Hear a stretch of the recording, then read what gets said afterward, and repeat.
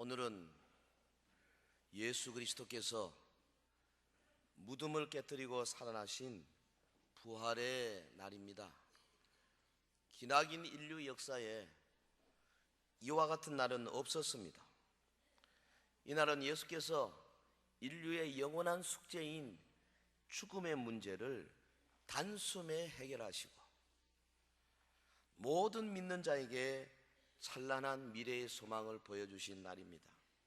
이로써 예수님을 주님으로 영접하는 모든 자들은 장차 주님 다시 오실 때에 우리도 무덤을 깨뜨리고 다시 살아나게 될 확실한 소망을 갖게 되었습니다. 할렐루야.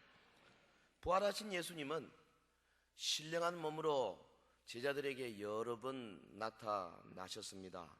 그리고 그 제자들에게 자신이 부활했다는 사실을 여러 가지로 증거하셨어요.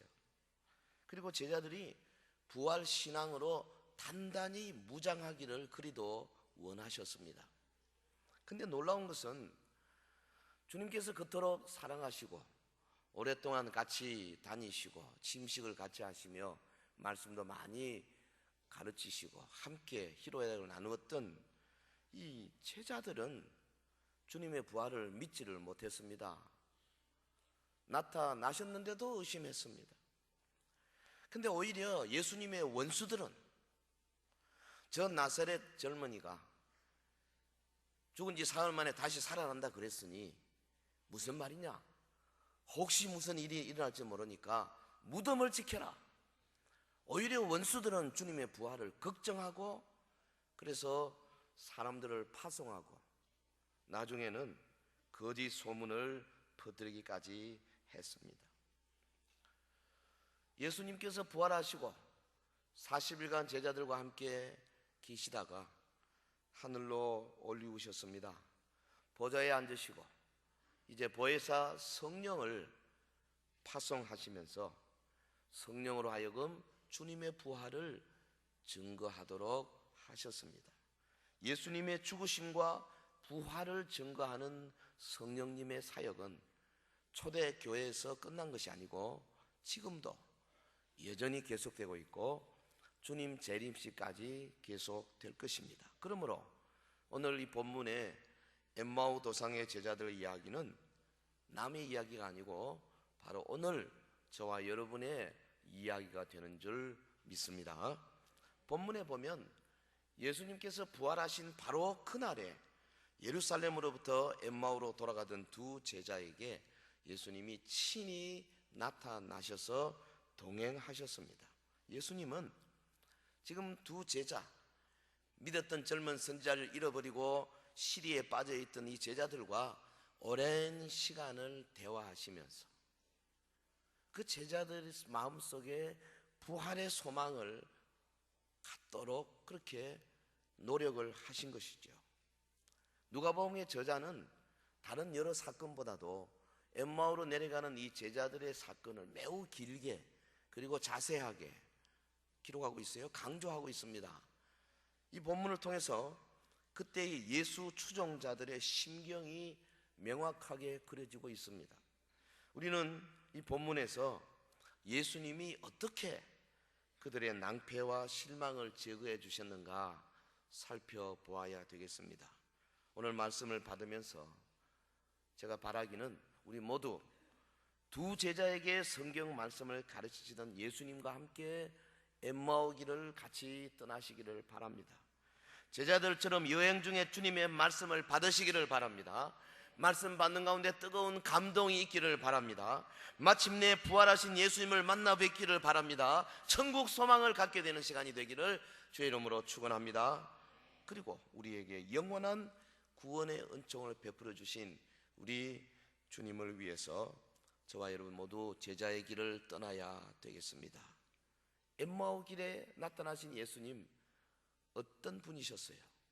첫째로 실망에 빠져 있는 제자들을 찾아오신 분이십니다. 찾아오셨어요. 제자들을 찾아오셨습니다. 그들과 동행해 주셨습니다. 그들의 문제들을 돌봐 주셨어요. 본문 13절 14절 우리 한번 같이 하겠습니다. 그날에 그들 중 둘이 예루살렘에서 20올이 되는 엠마오라 하는 마을로 가면서 이 모든 된 일을 서로 이야기하더라. 예수님은 엠마오로 향해 발걸음을 옮기고 있던 제자들에게 가까이 오셔서 동행하셨어요. 엠마오는 예루살렘으로부터 한 25올이 떨어진 곳, 작은 부락이죠. 당시 두 제자는 6월절 절기를 맞이해서 예루살렘에 왔다가 이제 고향으로 돌아가는 도중에 있었습니다. 그들은 예수님을 진심으로 사랑하고 존경하고 따랐던 자들이죠. 그들은 예수님을 메시아로 믿고 추종했던 자들입니다. 그런데 엄청난 사건이 일어났습니다. 믿었던 갈릴리의 선지자가 힘 한번 써보지 못하고 당국자들에게 체포되었어요. 사형언도 받았어요. 힘 한번 써보지 못하고 여러 여자들이 우는 사이에 갈보리로 올라가서 십자가에 못 박혀서 피 뿌려 죽어버렸습니다. 묻혔습니다. 끝났습니다. 그들이 생각했던 메시아 관으로는 도저히 이해할 수 없는 그런 일이 일어났습니다. 이 사람들은 갈등했습니다. 낙심했습니다. 이제 실망에 빠져서 집으로 돌아가고 있었습니다. 이때 부활하신 예수님께서 조용히 그들에게 다가오셔서 함께 동행을 시작하신 거죠. 예수님은 장차 재림 때는 나팔 소리와 함께 엄청나게 영광 가운데 오시겠지만은 통상 지금 교회 시대에 조용히 성령으로 오시는 분이세요. 본문 15절, 그들이 서로 이야기하며 문의할 때에 예수께서 가까이 이르러 그들과 동행하시나. 사랑하는 성도 여러분, 주님은 지금도 실망에 빠져 있는 제자들을 찾아오시는 분이세요. 주님은 우리와 동행하시면서 우리의 문제를 돌보아 주시는 분이신 줄 믿습니다. 그런데 본문의 제자들은 찾아오신 예수님을 알아보지 못했어요. 거기 16절에 보면 그들의 눈이 가려져서 그인 줄 알아보지 못하거늘.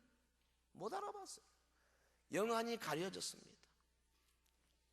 여러분, 살아계신 주님은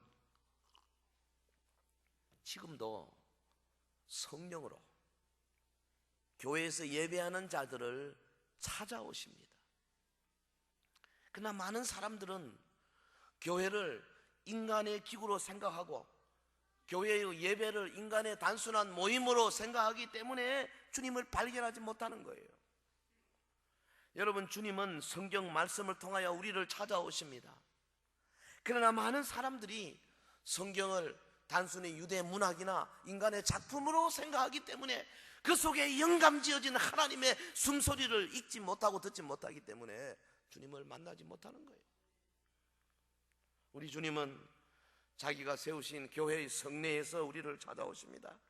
그러나 많은 사람들이 성례를 하나의 종교의식으로 생각하고 떡과 포도주를 들고 마실 때에 단순한 하나의 예식으로 생각하기 때문에 성례 안에 함께 거하시는 주님을 만나지 못하는 거 아니겠어요? 여러분, 우리 교회를 찾아오시는 예수님 얼마나 자주 만나고 있습니까? 내가 오늘 예수님 만났다, 그렇게 말할 수 있었던 적이 언제 있었습니까? 엠마오 길에 찾아오신 예수님은 그냥 동행하신 것이 아니라 그들의 대화 속에 끼어들어오면서 그들의 문제를 알아보기 시작했어요. 17절, 예수께서 이르시되 너희가 길 가면서 서로 주고받고 하는 이야기가 무엇이냐 하시니 두 사람이 슬픈 빛을 띠고 머물러 서더라. 예수님이 그 두 사람이 떠들던 이야기를 몰랐겠습니까? 그들이 가진 문제를 무슨 알지 못하고 물었겠습니까? 아닙니다. 주님은 오늘도 동일한 모습으로 우리에게 오십니다. 그리고 주님은 우리가 우리의 문제를 먼저 주님께 아뢰기를 기다리고 계시는 거죠. 엠마오 길에 있었던 두 제자의 문제가 무엇이었어요? 오늘 본문에 나오는 대로 그들은 나사렛 예수가 죽었다고 생각했습니다. 그들은 세상의 희망이 사라졌다고 낙담했습니다. 그들이 믿던 정치적 메시아의 꿈이 수포로 돌아갔다고 절망했습니다. 그들에게 있어서 나사렛 예수는 하나님과 모든 백성 앞에서 말과 일에 능한 선지자였다고 19절에 말했습니다. 그들에게 있어 예수님은 이스라엘을 구속할 자였습니다. 그러나 이제 이런 소망이 다 무너졌고, 더구나 벌써 사흘째 이런 소망 없는 상태가 계속되는데, 여러분, 유대인들의 민간신앙에 따르면 넷째 날 되면은 영혼이 육신으로부터 완전히 떠난다고 그들이 믿고 있었기 때문에 이제 희망은 없는 것이나 다름없었습니다. 성도 여러분, 이처럼 풀이 죽어 있고, 이처럼 디프레스 되고, 이처럼 절망에 빠져 있던 사람들이 다름 아니라 예수님의 말씀을 받고 그분 앞에 은혜를 받고 그분과 함께 교제했던 제자들이었다는 사실을 우리가 잊어서는 안 돼요. 우리 역시 비록 신앙생활을 오래 하고 교회 생활을 오래 하고 여러 가지 경험이 있는 자라 할지라도 때로 죄 가운데서 헤매일 때가 있습니다. 마치 하나님이 죽은 것처럼 의기소침해서 풀이 죽을 때도 있어요. 마치 하나님께서 보좌 위에 있지 않은 것처럼 슬퍼하고 절망에 빠질 수 있습니다. 마치 하나님께서 멀리 가버리신 것처럼 우리의 기도가 나약해질 때도 있어요. 6.25 사변 때 어떤 예수 믿지 아니하는 남편이 크리스찬 아내와 세 자녀를 집에 두고 부산으로 피난을 갔습니다. 이제 전쟁 끝나고 돌아와 보니까 온 가족이 공산당에 의해서 학살됐어요. 하나님도 안 믿는 사람이 그때 하나님을 향해서, 하늘을 향해서 막 우리 식구가 학살될 때 당신은 어디서 뭐 했느냐고 그렇게 막 분해하고 하더라는 거죠. 이해하고도 남습니다. 우리 가운데는 이해할 수 없는 사건들이 참 많습니다. 어떻게 그런 일이 있을 수 있는가? 아마 서해안에 있었던 참변, 천안호 안에는 예수 믿는 사람, 우리 실종자 가운데도 많이 있을 거예요. 그 가족들이 부르짖어 울면서 하나님 어떻게 이런 일이 있습니까? 그럴 수 있을 겁니다. 목사인 우리도 가서 뭐라고 답해야 할지 정답이 사실은 없어요. 그러나 우리가 분명히 아는 것은 하나님께서는 아담과 하와가 선악과를 따먹을 때도 거기 계셨고, 가인이 들에서 아벨을 쳐 죽일 때도 거기 계셨습니다. 하나님은 아벨이 뿌려진 그 피가 땅에서부터 호소하는 소리를 들으셨다 그랬습니다. 유다가 예수를 팔고 로마 병정이 예수님을 죽일 때도 거기 계셨습니다. 왜냐하면 해가 빛을 잃었지 않습니까? 그뿐 아니라 모든 순교자들이 죽는 현장에 그 골육의 친척보다 더 아프게 가까이 계셨고, 유태인 600만을 도살하는 현장에도 하나님은 침묵의 증인으로 거기 계셨습니다. 우리의 친척, 우리의 선배 신앙인들이 공산당에게 우리 눈앞에서 타살되면서 천도가 무심합니다 할 때도 거기 계셨습니다. 대구 땅의 우상의 세력이 난무하고 엄난한 세력들이 이 대구시를 뒤덮고 있는 이때도 하나님은 대구를 떠나지 않으시는 거예요.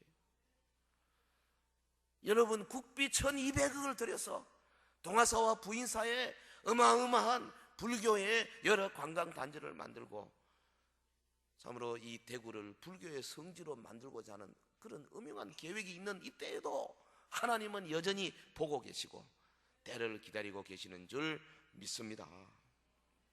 북한의 동포들이 수십 년 동안 악마 같은 통치자들의 고난을 받고 있지만은, 그리고 그 사실이 참으로 이해하기 어렵지만은 어떻게 60년, 70년 동안 이다지도 오랫동안 그들의 기도를 신원해 주지 않습니까? 이해할 수 없는 일도 많지만은, 그러나 분명한 것은 그곳에 주님이 계시지 않은 것이 아니라는 거예요. 역사와 인간들의 드라마는 아직 도중입니다. 막이 끝나지 않았습니다. 여러분, 바둑의 승부가 끝나지 않았습니다. 생각하면 모든 것이 다 미해결의 당이고 수수께끼 같습니다. 그러나 여러분, 우리 주님은 살아 계십니다. 할렐루야. 살아계신 주님은 반드시 이 땅에 하나님의 나라를 완성하실 것입니다. 그리고 그때 우리의 눈에서 모든 눈물을 그치게 하실 것입니다. 지금은 우리의 이성으로 해결할 수 없고, 지금은 우리의 논리로 해석할 수 없는 많은 사건들이 있다 할지라도 분명한 것은 그때 우리가 하나님의 뜻을 확실히 알게 될 것이고, 그때는 다시는 눈물과 고통과 고난이 없는 위대한 평강의 나라로 우리를 인도해 줄 것이라는 사실입니다. 이것이 우리의 믿음이요, 이것이 우리의 소망입니다. 예수님의 부활만이 이 모든 것의 정답이에요. 우리는 이 사실을 반드시, 그리고 항상 기억해야 할 줄로 믿습니다. 엠마오 길에 예수님 제자들과 함께 동행하시며 그들의 문제를 돌봐주셨어요. 자, 예수님 어떻게 하셨습니까? 두 번째, 그 제자들에게 성경 말씀을 자세히 설명해 주셨어요. 말씀으로 그들의 믿음을 회복시키신 분, 우리 예수님. 여러분, 실망에 빠진 제자들이 어떻게 회복되는가? 우리가 본문을 읽어가면서 깜짝 놀랄 내용이 거기 들어 있습니다. 주님이 먼저 그들의 영적인 상태를 지적하셨어요. 25절에 이르시되, 다 같이 합시다. 미련하고 선지자들이 말한 모든 것을 마음에 더디 믿는 자들이여. 엠마오 길에 가는 두 제자는 미련했어요. 그리고 더디 믿었어요. 근데 그게 그들만의 문제가 아닌 것 같아요. 사실 우리가 미련해요. 우리가 마음에 더디 믿어요. 참 우리 잘은 못 믿습니다. 의심이 많습니다. 2000년 전이나 지금이나 하나님의 말씀을 우리에게 이처럼 정교하게 주셨는데도, 그 말씀 외에 다른 진리가 없는데도 진리를 바로 앞에 두고도 좀처럼 받아들이지 못하는 것이 우리들이에요. 이 사람들은 성경에 무지한 자들이었습니다. 메시아가 고난받은 후에 영광에 들어갈 것을 이해하지 못했습니다. 예수님은 이런 제자들의 모습에 깊이 탄식했습니다. 여러분, 오늘 우리가 하나님의 말씀을 알지 못하면요, 주님이 깊이 탄식한다는 거 알아야 돼요. 나 때문에 주님이 탄식하면 되겠습니까? 미련하고 선지자들의 말한 모든 것을 마음에 더디 믿는 자들이요, 탄식하시는 주님. 예수님은 그 이 미련한 제자들에게 성경 말씀을 자세히 설명하셨어요. 오늘 보면 27절 매우 중요한 구절입니다. 같이 합시다. 시작. 이에 모세와 모든 선지자의 글로 시작하여 모든 성경에 쓴 바 자기에 관한 것을 자세히 설명하시니라. 아멘. 정말 놀라운 모범이 여기에 있습니다. 부활하신 예수님, 믿음이 연약해진 사람들의 믿음을 회복시키기 위하여 다른 방법을 쓰지 않으시고 성경 말씀, 그것도 신약도 아니죠. 이때는 신약 성경이 없었으니까 구약, 캐캐 묵은 오래고 오래된 구약 성경 말씀을 가르치셨어요. 여러분, 우리 주님의 자세와 관심이 어디에 있는가를 우리가 주의해서 살펴보아야 합니다. 주님의 부활 자체가 기적이요, 이 세상에서 그보다 더 큰 놀라운 일은 없습니다. 주님이 부활하신 지 얼마 안 됐어요. 자리에 나타나기도 하고 사라질 수도 있는 몸이에요. 잡수실 수도 있고 안 잡수도 괜찮은 몸이에요. 시간과 공간의 제약을 초월하신 지 몸입니다. 어마어마한 분이십니다. 도저히 우리가 상상할 수 없는 분이십니다. 제자들에게, 야, 나 모르겠냐? 나 부활했다. 한번 쫙 나타나 보이시면 제자들이 그 앞에서 팍 엎드러질 터인데, 우리 주님 놀랍습니다. 그러지 않으셨어요. 그것도 뭐 부활하신 지 오래된 것도 아니고 그날 새벽에 부활하고 그날 지금 오후입니다. 주님 뭐 하셨어요? 아직 제자들이 자신을 알아보지도 못한데 그리고 주님은 할 일이 너무너무 많습니다. 많은 제자들을 만나야 되고 여자들을 만나야 되고 그 수많은 주의 백성들 앞에서 내가 부활했다는 걸 보여줘야 되고. 그런데 예루살렘에서 엠마오 25리나 되는 그 길을 지금 같으면 무슨 고속철로 가는 것도 아니고 걸어서 상당한 시간을 들여서 그 두 사람한테, 그것도 옛날 모세와 선지자들의 말씀을 가르치고 계시더라. 여러분, 예수님은 모세 오경과 선지서에 나타나 있는 메시아에 대한 말씀들을 하나하나 인용하면서 하나님의 구원 계획을 가르치셨습니다.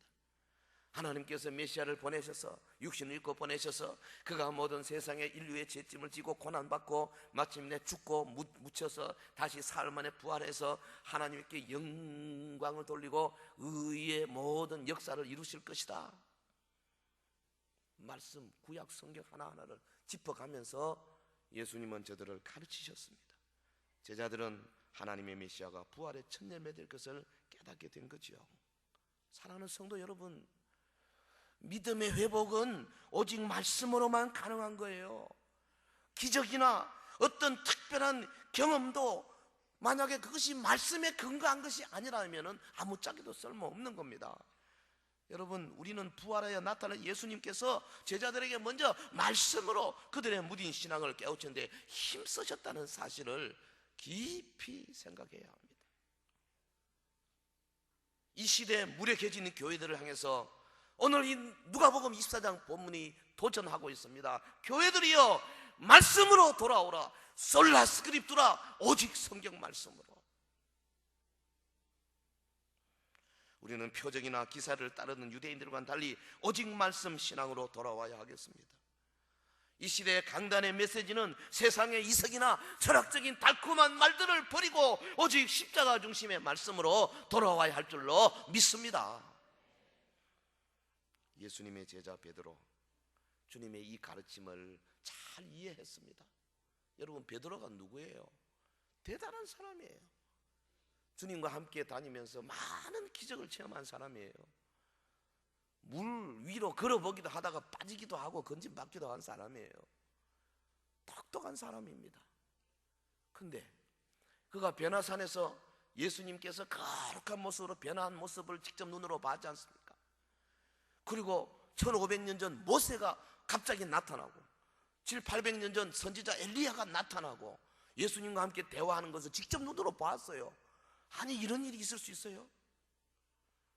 그리고 하늘로부터 소리가 있어 가로되 이는 내 사랑하는 아들이요 내 기뻐하는 자라. 너희는 그의 말을 들을지니라. 하나님의 음성을 직접 육신의 귀로 듣기까지 했습니다. 거룩한 산의 위대한 체험.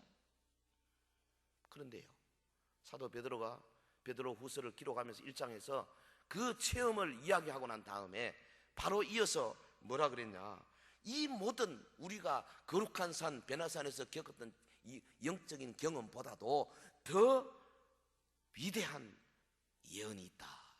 뭐냐? 기록된 구약 성경이다. 할렐루야.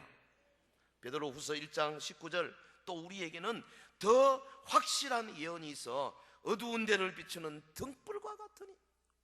그 다음 9절이 경의 모든 예언은 사설에 풀지 말라. 성경에 대해서 나옵니다. 사도 베드로보다도 더 큰 체험한 사람이 우리 가운데 누가 있어요?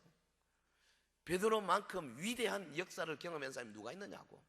그런데 사도가 당시 초대교회 성도들에게 이런 영적인 체험보다도 더 확실한 예언이 있다. 그것이 바로 기록된 성경 말씀입니다. 할렐루야. 베드로는 구약 보고 이야기하는 거예요. 오늘 그러는 우리는 직접 예수님의 행적을 기록한 신약의 말씀까지 다 가지고 있지 않습니까? 성도 여러분, 무덤을 열고 죽음에서 다시 사신 예수님은 바로 그날 만난 제자들에게 다른 무엇보다도 성경을 열어 가르침으로 그들의 믿음을 회복시키셨습니다. 우리 또한 하나님의 말씀인 구약과 신약을 공부하는 일에 모든 노력을 경주해야 할 것입니다. 이에 모세와 모든 선지자의 글로 시작하여 모든 성경에 쓴 바 자기에 관한 것을 자세히 설명하시니라. 예수님은 도대체 그 길 가면서 그 정황이 그렇게 하기 어려운데도 구약 성경 구절을 자세히 설명했어요. 오늘은요, 이렇게 좋은 자리에 앉아서 편하게 좋은 에어컨에 이런 시설에도 성경을 자세히 설명하면 싫어해요. 빨리 끝내라 그래요. 얼마나 우리가 하나님의 말씀부터 멀어져 있는지 모릅니다.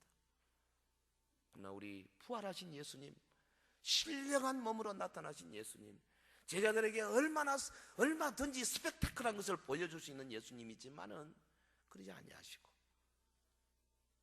하나님의 말씀을 자세히 설명하시는 모습, 이 주님의 모습이 우리의 뇌리에서 치워지지 않는 감동이 되기를 예수 이름으로 축원합니다.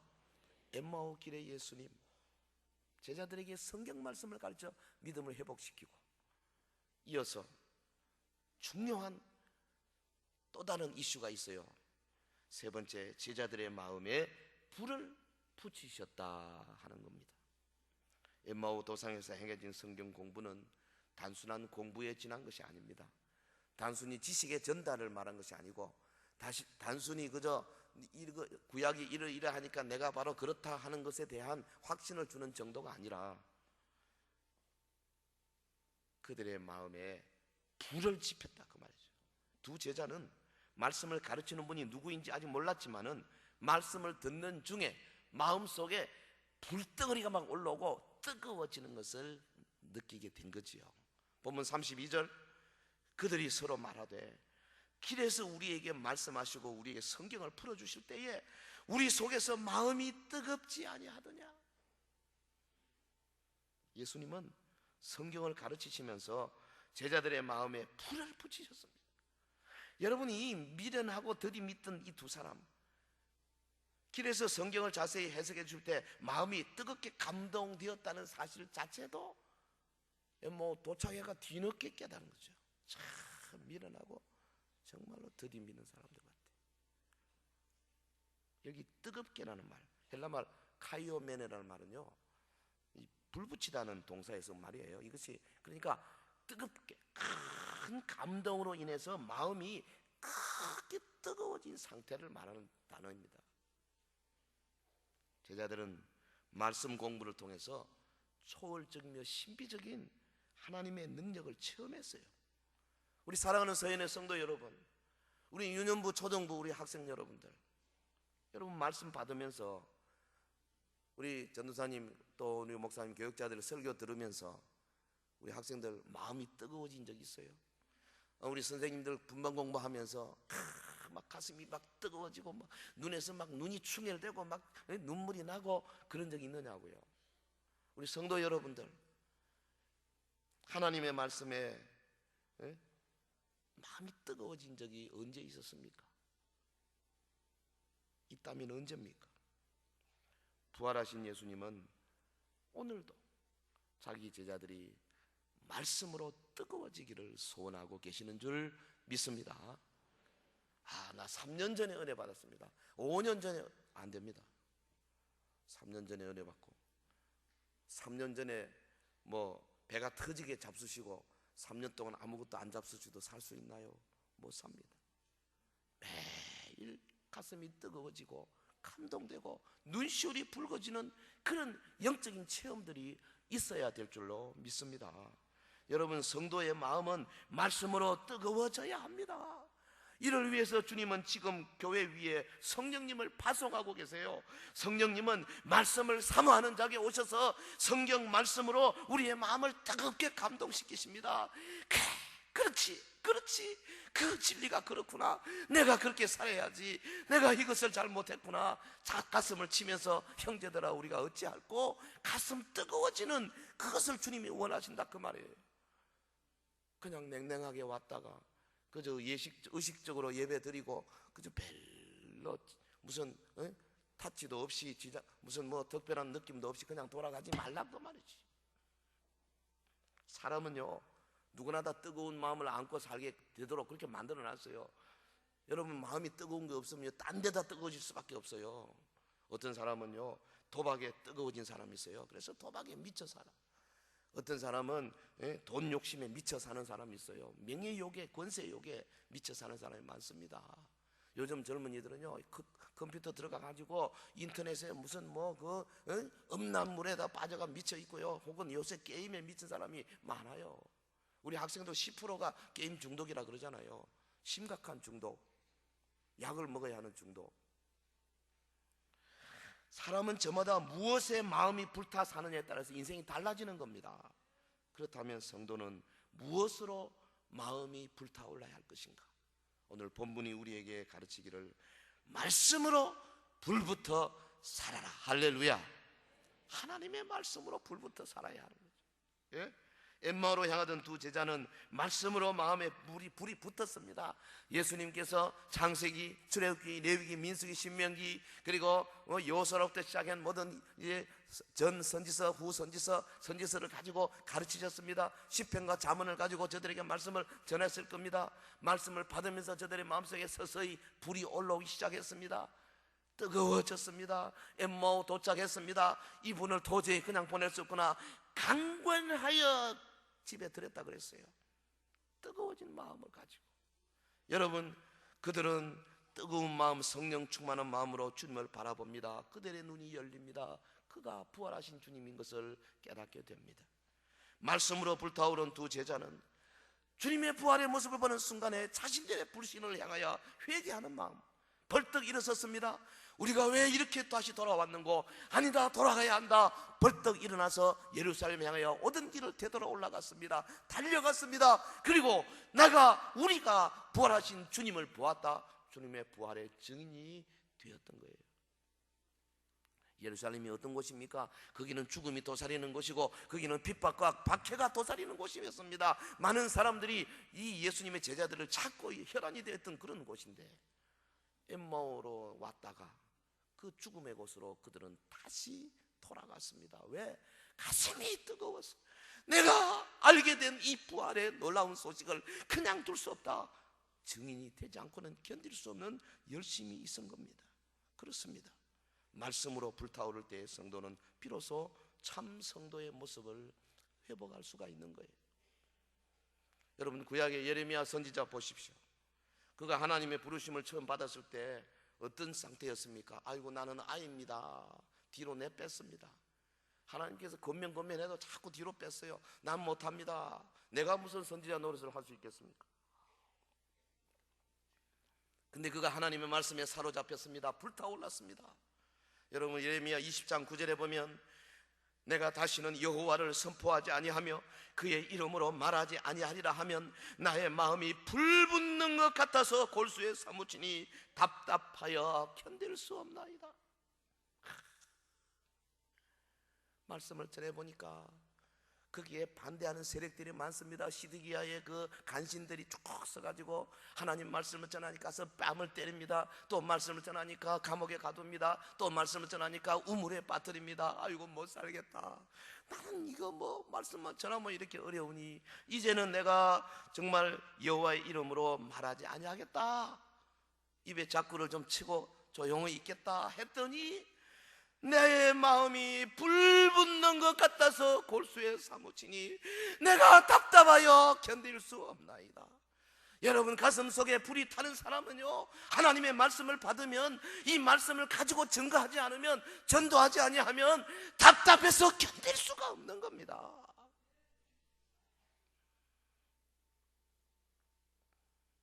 선지자 예레미야, 저도요 1985년에 제가 뉴욕에 갔을 때 주일 되는데 설교할 데가 없는 거예요.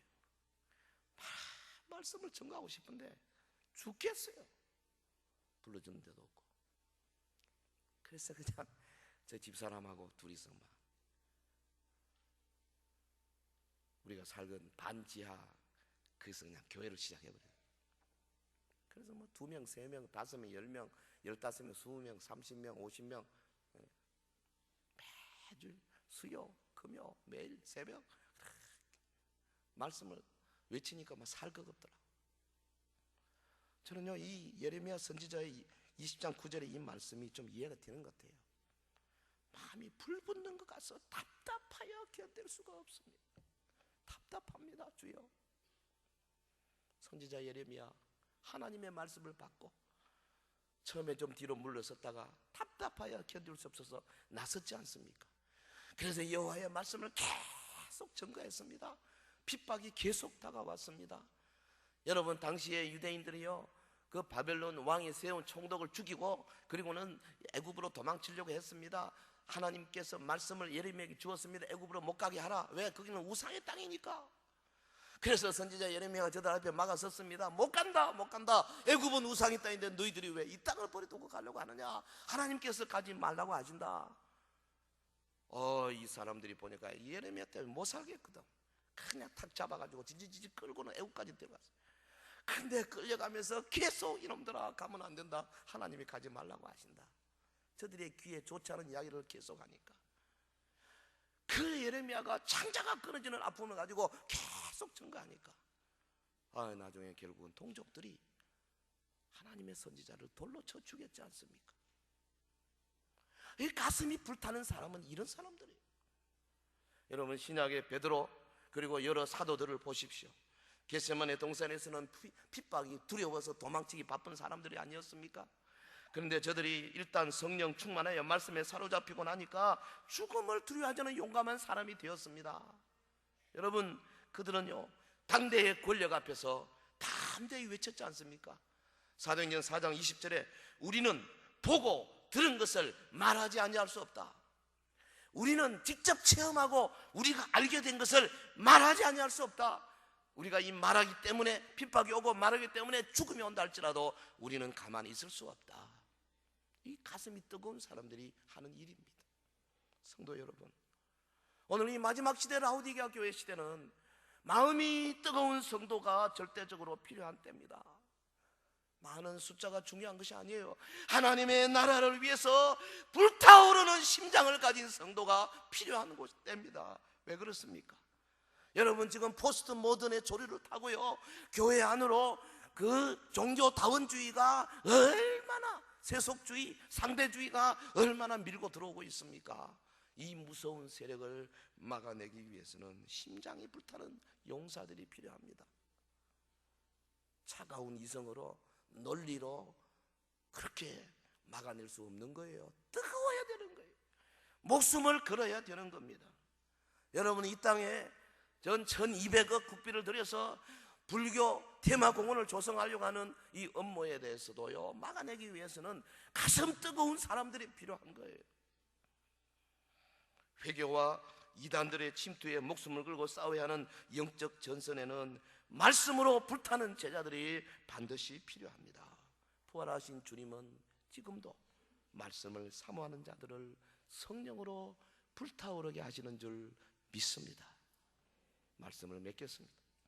사랑하는 성도 여러분, 엠마오 사건은 지금도 여전히 계속되고 있습니다. 부활하신 주님은 하늘나라에서 편히 쉬고 계시는 것이 아니에요.